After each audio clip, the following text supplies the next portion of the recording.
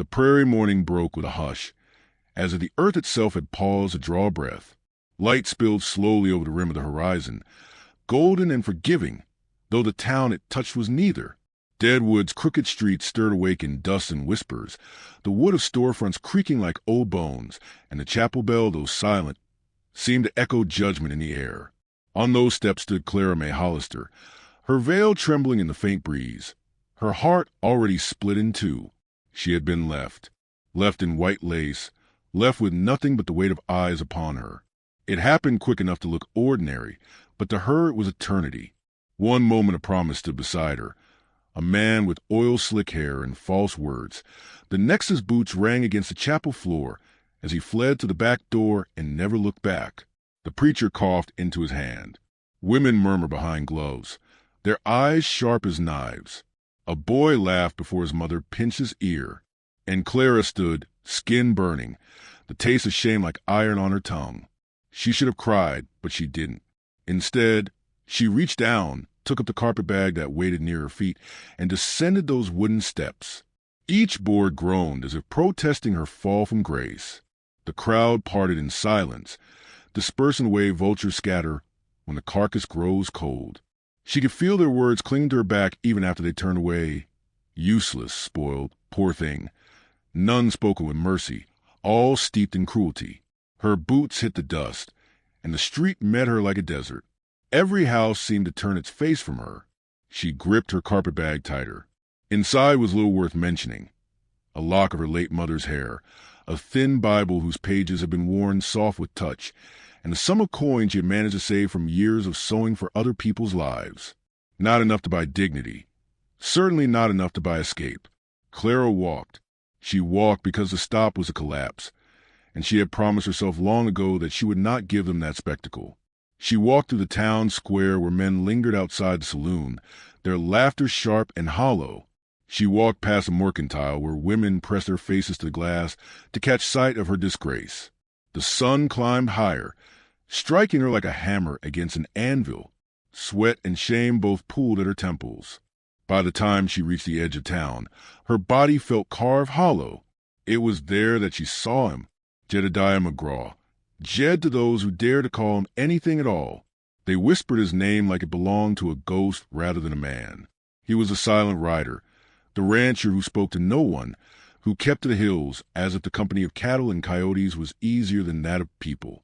A wife once, a child once, both gone in childbirth years ago. Some said he buried his words with them.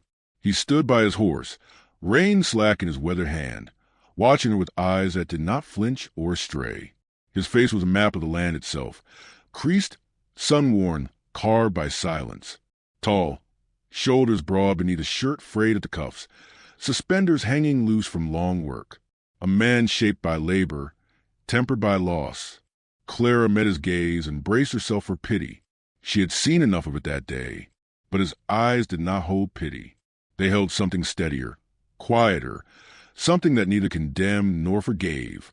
He simply saw her, and that, strangely, was harder to bear than mockery. "Miss," he said at last, voice rough from disuse. Just one word, but it startled her like a shot. She meant to keep walking. Pride screamed at her to keep going, to vanish into the hills until the world forgot her name. But her legs trembled beneath her, drained of strength by humiliation and heat. When he stepped forward and offered his horse, reins held out with a silent patience. She wanted to refuse. She wanted to prove she was strong enough to walk on her own. Instead, her knees buckled. The dust rushed up toward her, and before she could hit the ground, his arm caught her. The touch was brief, steady, then gone. She climbed onto the horse without words. He swung into the saddle ahead of her, and the animal carried them both away from the town's cruel eyes. The ride stretched quiet and long. The prairie open on all sides, a sea of grass bending beneath the breeze, sky vast as eternity.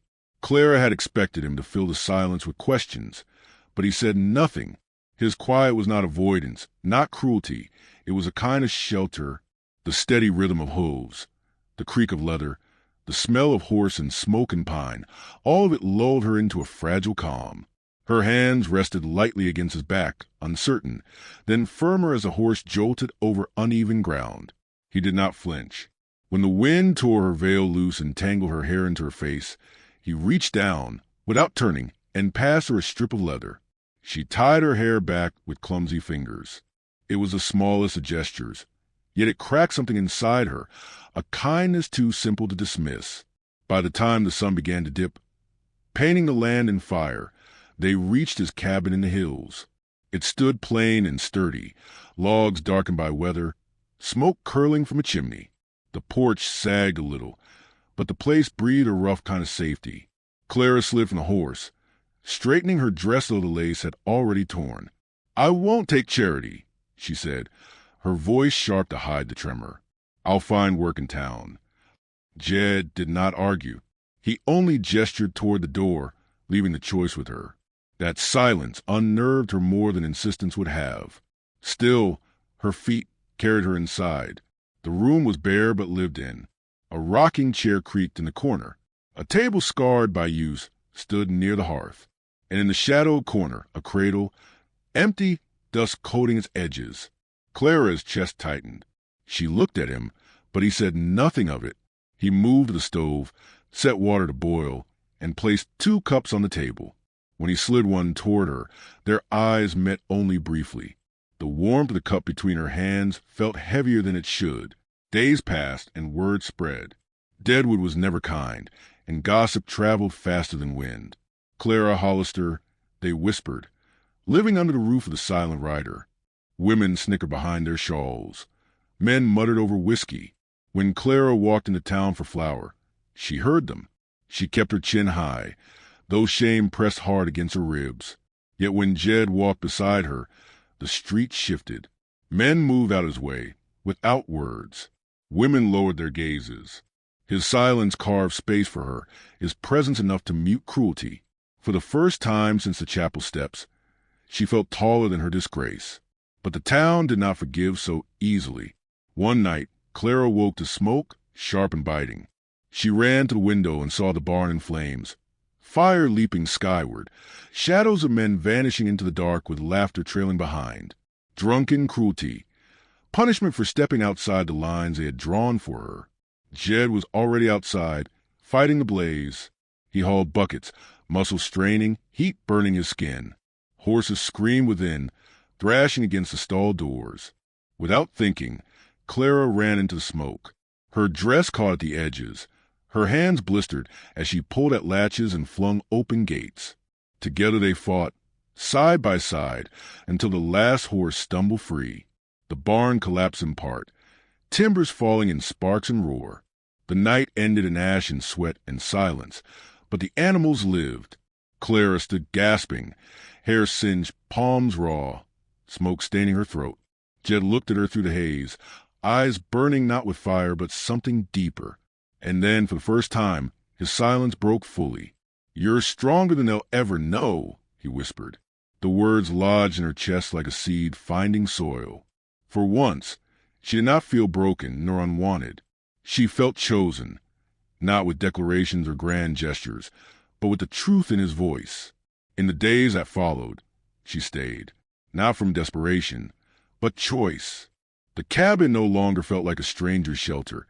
It felt like a place where her bones could rest. Jed did not speak of love, but his hands told a story.